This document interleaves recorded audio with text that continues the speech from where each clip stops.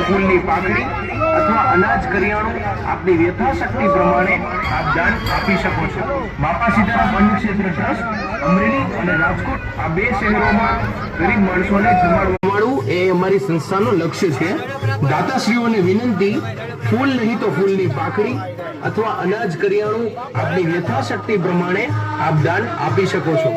બાપા સીતારામ અન્ન ક્ષેત્ર ટ્રસ્ટ અમરેલી અને રાજકોટ આ બે શહેરો છે. ભૂખ્યાને ભોજન આપતી સંસ્થા, મધ્યમ વર્ગના લોકોને પણ ભોજન આપતી સંસ્થા, દર્દીઓ, બાળકોને પણ ભોજન આપતી સંસ્થા.